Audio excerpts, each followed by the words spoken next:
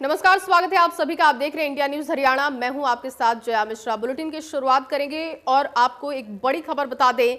देश में गाइडलाइन जारी कर दी गई है। अनलॉक 4 की गाइडलाइन जारी कर चुकी है गृह मंत्रालय, और गृह मंत्रालय ने अनलॉक 4 की गाइडलाइंस को जारी कर दिया है। 7 सितंबर से शर्तों के साथ मेट्रो चलाने को मंजूरी मिली है। इसके साथ ही 30 सितंबर तक स्कूल कॉलेज बंद रखे जाएंगे, जो नई गाइडलाइन आई है उसके हिसाब से। और 21 सितंबर से धार्मिक आयोजन पर छूट मिल रही है, लेकिन इसके साथ शर्त यह है कि 100 लोगों से ज्यादा लोग शामिल नहीं हो सकेंगे। यानी कि कोरोना गाइडलाइंस का आपको पालन करना होगा। देश में अनलॉक 4 की गाइडलाइंस जारी। देश में अनलॉक 4 के लिए गाइडलाइंस गृह मंत्रालय ने जारी कर दिया, और केंद्र सरकार ने अनलॉक 4 की गाइडलाइंस जारी कर दी है। सरकार ने शर्तों के साथ 7 सितंबर से मेट्रो चलाने को मंजूरी दे दी है। वहीं 21 सितंबर तक धार्मिक आयोजन में 100 लोगों के शामिल होने की इजाजत मिल चुकी है। मेट्रो चलाने को लेकर केंद्र सरकार के फैसले पर दिल्ली के मुख्यमंत्री अरविंद केजरीवाल ने भी खुशी का इजहार किया है। वो लगातार मांग कर रहे थे क्योंकि लोगों को अब आवाजाही में दिक्कत हो रही है, और जैसे जैसे देश अनलॉक के फेजेस में आगे बढ़ता जा रहा है वैसे वैसे रियायतें मिल रही हैं, और देश में अब अनलॉक 4 होगा। उसी के तहत 7 सितंबर से मेट्रो को चलाने को मंजूरी मिल रही है। हालांकि स्कूल, कॉलेज और कोचिंग सेंटर अभी भी बंद रहेंगे, लेकिन आपको बता दें कि अगर छात्र अध्यापकों से मिलना चाहते हैं तो वो मिल सकते हैं। धार्मिक आयोजन में शामिल हो सकेंगे 100 लोग। अब देश में एक दिन में 79,000 नए केसेस दर्ज किए गए हैं। कोरोना का अपडेट आपको बता रहे हैं। 35,40,000 के करीब कोरोना के केसेस पहुंच चुके हैं, और 7,63,000 अभी भी एक्टिव केसेस हैं। और पिछले 24 घंटे में एक्टिव केसेस के साथ ही आपको बता दें कि जो रिकवरी की संख्या है वो भी बढ़ी है। पिछले 24 घंटे में 65,000 से ज्यादा लोग रिकवर भी किए गए हैं, जबकि देश में कोरोना के कुल 64,000 मरीजों की अब तक जान जा चुकी है। तो 64,000 ऐसे मरीज जो अब तक अपनी जान गंवा चुके हैं, लेकिन एक बार फिर से रिकॉर्ड 79,000 मामले दर्ज किए गए। 35,40,000 के करीब कोरोना का आंकड़ा पहुंच चुका है। 7,63,000 कोरोना का एक्टिव केसेस हैं, और पिछले 24 घंटे में 65,000 से ज्यादा लोग रिकवर किए गए हैं।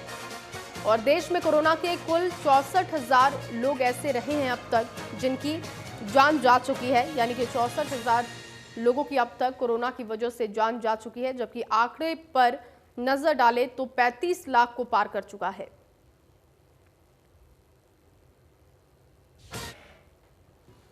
और अब प्रदेश में क्या स्थिति है वो भी देखते हैं। प्रदेश में कोरोना के 1,391 नए मामले दर्ज किए गए हैं। पिछले 24 घंटे में कोरोना के 9 लोगों की मौत की जानकारी है। एक दिन में 1,000 से ज्यादा मरीज रिकवर हुए हैं। फरीदाबाद में रिकवर मरीजों की संख्या बढ़ी है। हालांकि वहां अगर केसेस की बात की जाए तो 158 24 घंटे का आंकड़ा है, जबकि गुरुग्राम में भी 124 नए मामले दर्ज किए गए हैं। एक बार फिर से फरीदाबाद और गुरुग्राम में मामले बढ़ते हुए, गुरुग्राम में 124 तो वहीं फरीदाबाद में 158 मरीज पाए गए हैं। पिछले 24 घंटे में कोरोना के 9 लोगों की जान जा चुकी है, जबकि 1,000 से ज्यादा मरीज रिकवर हुए हैं, और 158 नए मरीज पाए गए फरीदाबाद में। एक बार फिर से आंकड़ा 100 के पार पहुंच चुका है।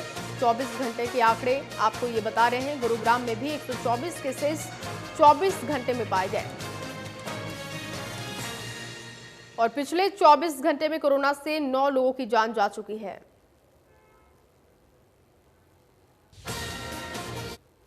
प्रदेश के गृह मंत्री अनिल विज लगातार एक्शन में हैं। कोरोना की चेन तोड़ने के लिए लगातार प्रयास भी हो रहे हैं। तो वहीं शराब मामले को लेकर भी उन्होंने तंज कसा। उन्होंने सीधे तौर पर कहा है कि जो भी इस मामले में संलिप्त होगा उसको बख्शा नहीं जाएगा। गृह मंत्री ने साफ कर दिया है कि अब 3 IPS अधिकारियों की टीम इसकी जांच करेगी, और जो भी दोषी होगा उस पर सख्ती से कार्रवाई होगी।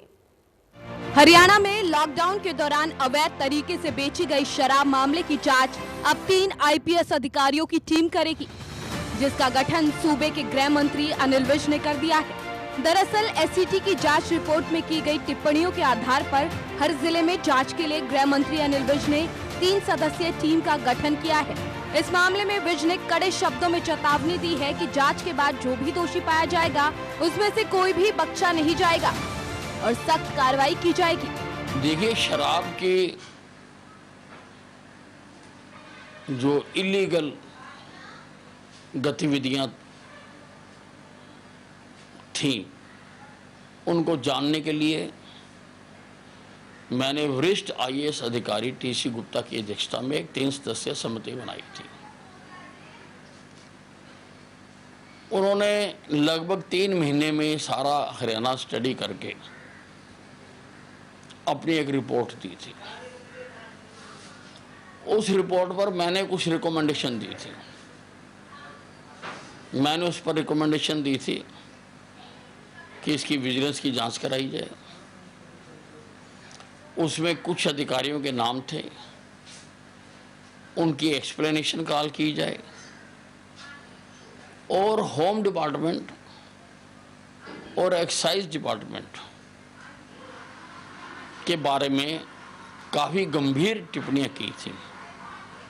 उसके लिए मैंने ये कहा था कि सभी विभाग जिनके बारे में इसमें टिप्पणी की गई है, वो जो टिप्पणियां की गई हैं उनकी और उन जैसी अगर और अनियमितताएं प्रदेश में हो रही हैं,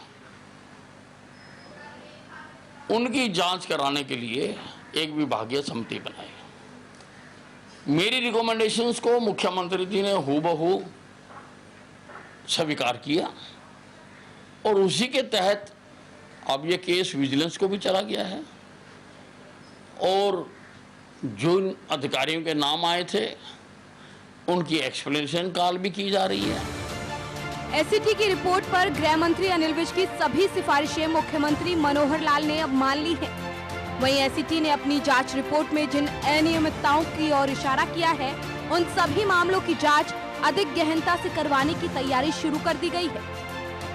वहीं हरियाणा में वीकेंड लॉकडाउन के फैसले को बदलकर अब लॉकडाउन सोमवार और मंगलवार के दिन लगाने का फैसला सरकार ने लिया है। देखिए, जो कोरोना का नियमित बढ़ता जा रहा है, इसका एक सिद्धांत होता है कि चेन को तोड़ने के लिए उसमें ब्रेक देना होता है।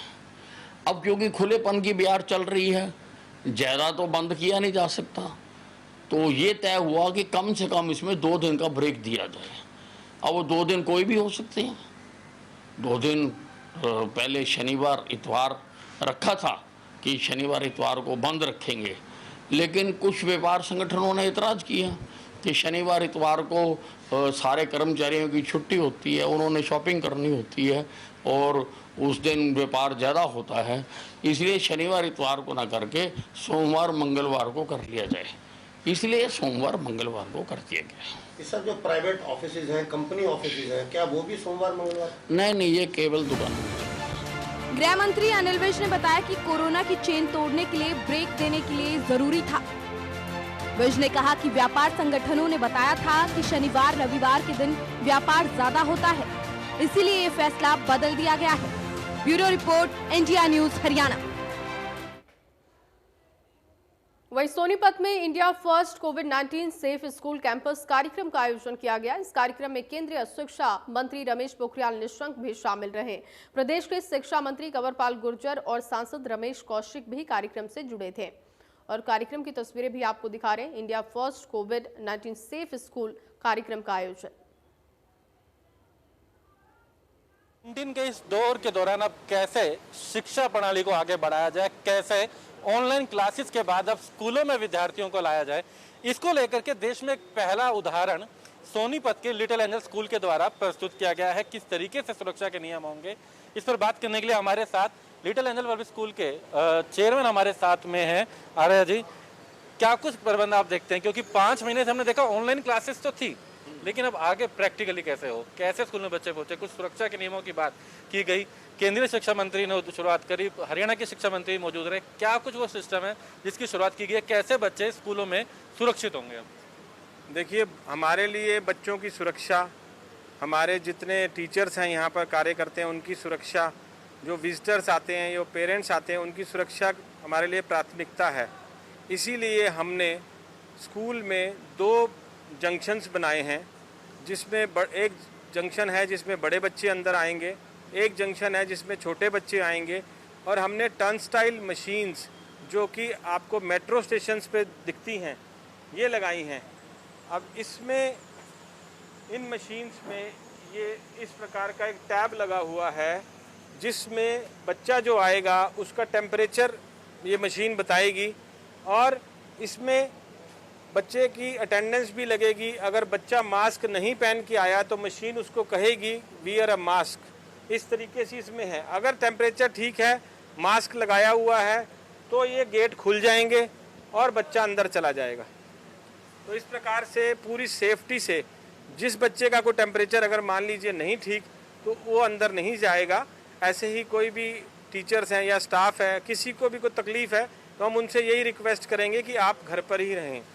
तो ये सबसे बड़ा एक मुद्दा भी यही है, आपने स्कूल के अंदर बच्चा सुरक्षित पहुंचे, जो ठीक होगा वही अंदर प्रवेश कर सके, तमाम नियम हो, ये तो है। लेकिन अभिभावकों के लिए एक चिंता का विषय ये भी है कि क्लासरूम किस तरीके से होगा, किस तरीके से वो प्ले ग्राउंड होगा। जब बच्चा स्कूल में रहता है प्रांगण में, तो उसके लिए कुछ और अंदर किस तरीके के प्रबंध यहाँ पर और कुछ किए गए? देखिए, क्लासरूम को डिसइंफेक्ट करने के लिए हमने UVC लैंप्स लगाए हैं। वो आधे घंटे के लिए अगर हम उस लैंप्स को चलाते हैं तो पूरा रूम, सारा फर्नीचर डिसइंफेक्ट हो जाता है। इसी प्रकार जो बच्चे बसेस में, स्कूल बसेस में आते हैं, उसमें से UVC LED स्ट्रिप्स लगाई हैं और वो रात को टाइमर उसमें सेट होगा, अपने आप वो ऑन होंगी और सवेरे 4 बजे ऑफ हो जाएंगी। बच्चों के लिए जब वो जाएंगी तो पूरी तरीके से सारी सीट्स और अंदर का पूरा इंटीरियर बस का डिसइंफेक्ट हो जाएगा। तो ये एक बच्चों के लिए सेफ्टी रहेगी कि उनको लाने के लिए बस अगले दिन फिर तैयार है। तो स्कूल के ग्राउंड में हम देख रहे थे यहाँ सैनिटाइजर तो जगह जगह इस तरीके के प्रबंध किए गए हैं जो कि टचलेस है, यानी कि छूना नहीं पड़ेगा, ऐसे है। तो इसके लिए कहाँ कहाँ इस तरीके के प्लान अभी फिलहाल किया गया है? देखिए, हमने स्कूल प्रांगण में जगह जगह पर स्टेनलेस स्टील के वॉश बेसिन्स लगाए हैं जिसमें पैडल से वो ऑपरेट होते हैं, हाथ नहीं लगाना पड़ता, टच फ्री हैं और पैडल दबा के बच्चा उसमें से साबुन निकलता है और उसी प्रकार पैडल दबाने से पानी भी निकलता है, तो वो बच्चा अपने हाथ भी धो सकता है। जो बिल्डिंग के अंदर तो वॉशरूम्स हैं उसमें भी टच फ्री हमने टैप्स लगाए हैं, सेंसराइज्ड ड्रिंकिंग वाटर टैप्स भी लगाए हैं कि बच्चों को हाथ ना लगाना पड़े। और उनको जो यूरिनल्स हैं हमारे यहाँ पर, उनको हमने वाटरलेस कर दिया है ताकि पानी की भी बचत हो और बच्चे को किसी भी टैप को, किसी चीज़ को हाथ ना लगाना पड़े। जो स्कूल में जितने भी दरवाजे हैं उनके हैंडल्स हटाकर हमने फुट हैंडल लगाया है कि बच्चा उस जो पैरों में लगा हुआ हैंडल है उसको दबाए पैर से और दरवाज़ा खुल जाएगा और उसी से दरवाज़ा बंद भी हो जाएगा, हाथ लगाने की जरूरत नहीं पड़ेगी। हालांकि ये सरकार पर निर्भर करता है कि स्कूल कब से खुले जाएंगे। आपने आज अपनी बात भी रखी और शिक्षा मंत्री ने सराहना भी करी, लेकिन क्या मानते हैं कि जो जिस तरीके से सिस्टम है, अगर इसको लागू किया जाता है, यहाँ पर तो आप कर ही रहे हैं अन्य स्कूलों में भी, तो कहीं ना कहीं एक सुधार हो सकता है इस शिक्षा के लिए, इसको एक कदम बढ़ाया जा सकता है? हाँ, देखिए, हम तो बेताब हैं कि हमारे बच्चे स्कूल आए। हमें तो बड़ी मायूसी हो रही है कि हम बच्चों की किलकारियाँ, उनकी चहल पहल नहीं देख पा रहे।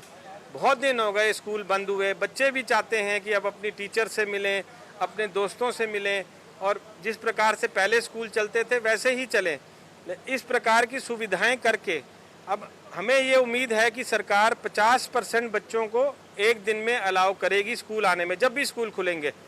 और उसके लिए भी हमने, पहले भी हमारा स्कूल पूरा वाईफाई कैंपस था, लेकिन हमने अब ऑप्टिकल फाइबर की नेटवर्किंग हमने सारे क्लासरूम्स में कराई है और टीचर लैपटॉप पे ही बच्चों को पढ़ाएंगी। जो बच्चे स्कूल में उपस्थित हैं और जो बच्चे अपने घर पर हैं वो ऑनलाइन शिक्षा उसी टाइम पर, उसी समय पर लेंगे और अगले दिन बच्चे बदल जाएंगे। तो ये हमने इसकी व्यवस्था की है ताकि बच्चों को कोई दिक्कत ना हो और ऑनलाइन शिक्षा भी चलती रहे और बच्चे स्कूल भी आते रहें। धन्यवाद। तो हालांकि निर्भर सरकार पर करता है, लेकिन जिस तरीके की ये शुरुआत की गई है, जिस तरीके का एक उदाहरण सामने रखा गया है, काफ़ी बेहतर है, सुरक्षित भी है। लेकिन अब सरकार को तय करना है, सराहना भी आज शिक्षा मंत्री के द्वारा की गई है, लेकिन अब ये तय करना है सरकार को कि आखिर कब से खुलेंगे स्कूल। सोनीपत से कैमरामैन जगदीश के साथ दीपक शर्मा, इंडिया न्यूज़। और चलिए आगे बढ़ेंगे, लेकिन उससे पहले नजर इस वक्त की सुर्खियों पर। प्रस्तुत करता है हेम पुष्पा। इम्यूनिटी बढ़ाए, स्वस्थ बनाए, महिलाओं की नंबर 1 आयुर्वेदिक औषधि व टॉनिक। गृह मंत्रालय ने जारी की अनलॉक 4 की गाइडलाइन। 7 सितंबर से शर्तों के साथ देश भर में दौड़ेंगी मेट्रो। स्कूल कॉलेज अभी भी बंद, सिनेमा घर और स्विमिंग पूल पर भी पाबंदी।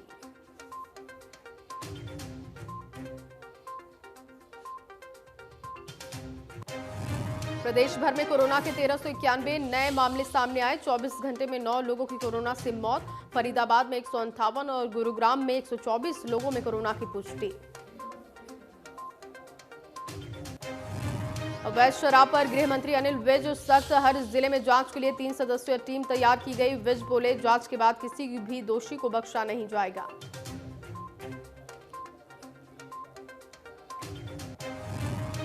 नाबालिग से कई बार रेप करने वाला आरोपी तांत्रिक गिरफ्तार। बेटी को ढोंगी के सुपुर्द करने वाली मां भी पुलिस की गिरफ्त में। तांत्रिक ने कबूला अपना काला कारनामा। दावा करने लग गया।